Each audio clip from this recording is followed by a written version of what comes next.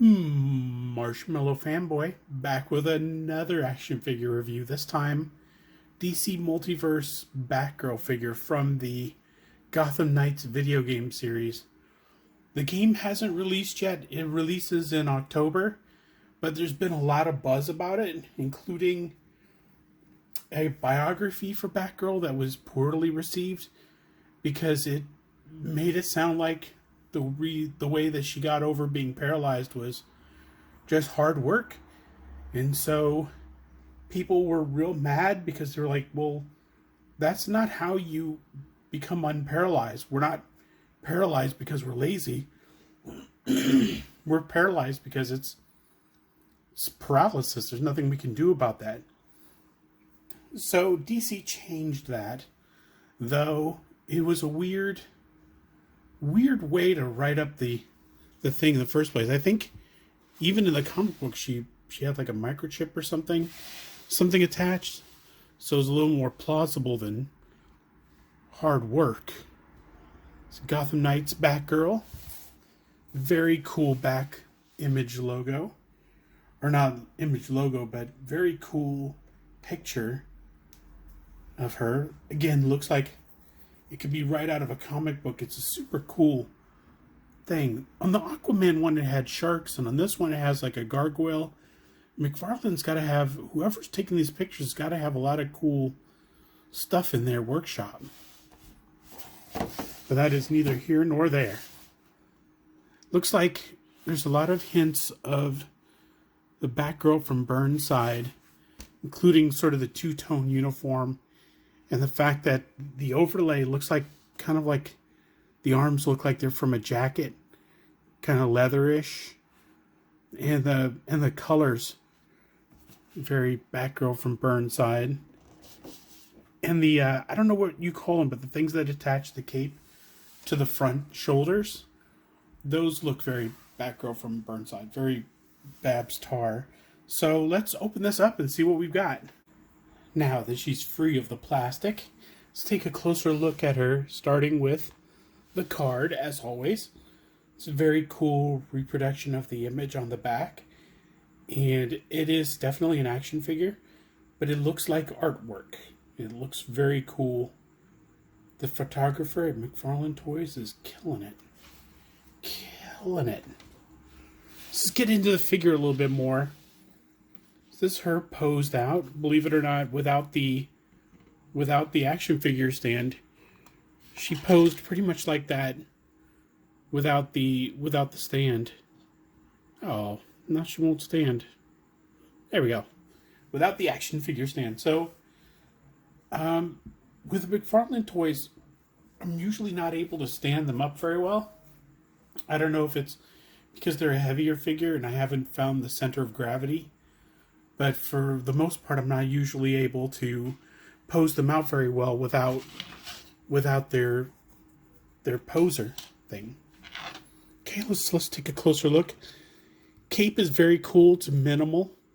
It's probably minimal in the video game, but the lack of a mask. Even the Batgirl from Burnside had at least a half mask, kind of a helmet cowl with the ears. And this one does not. So you're probably going to get the most expressive version of Barbara Gordon in the video game, which is probably good news. It's just a different version. Cool blades on the gauntlets on both sides. Those are very cool touches. The clothing looks like armor. You can see up close. Everything kind of looks like a bulletproof vest, and it looks like kind of chainmail and looks like it would survive a bullet. The yellow touches are real nice. It's purple and dark purple, which are more serious colors, but the keeping the bright yellow in there in touches of the uniform, it's a really nice, well, touch. Anywho, so you're gonna get a little bit of up, a lot of down with the figure's expression, side to side, and arms all the way around. Have a bicep swivel. Let's see, You have a little bit of a butterfly joint. I don't know if you can see that under the armpit, but a little bit of a butterfly joint. So it comes out past where the arm would usually stop. Let's see, she's got double pin elbows. That's nice. Let's see if her arm swivels. No, not at the gauntlet, but at the wrist, yes. I don't see a hinge in there, but I am getting a little bit of movement. That could be my imagination. So let's see, there is a waist swivel, and it's underneath the belt where you can't see it. Really nicely hidden. I think on the back, though, you can see there's a little hinge so that she can look way back, bend back, and forward, not as much. But that bend back, you probably, boom, oh, an explosion, yikes, you know.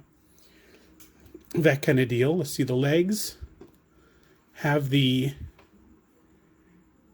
kind of swivels. Looks like a kind of a hinge, but also not a ball joint, but it does have really good up and down movement. Double pin knees.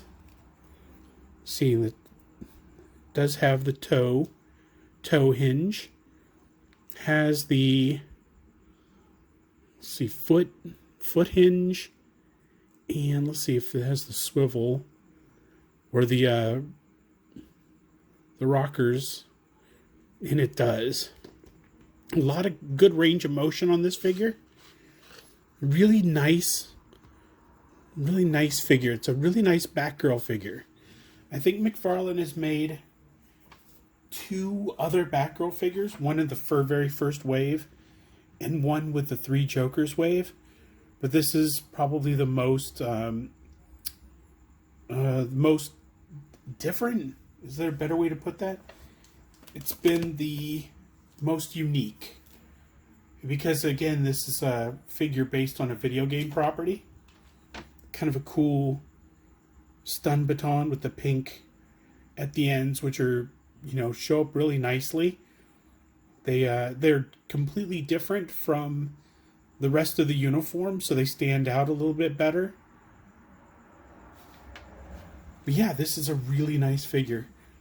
It's a really nice addition to the collection, and I'm glad I got it. I don't think I'm going to get the rest of the figures. I wasn't as happy with how different they were from their regular counterparts. So I thought I have enough Robins, and I have enough Nightwings, and I have enough Red Hoods. But I couldn't resist this version of Batgirl. So that's it. So take them out of the package. Enjoy your toys.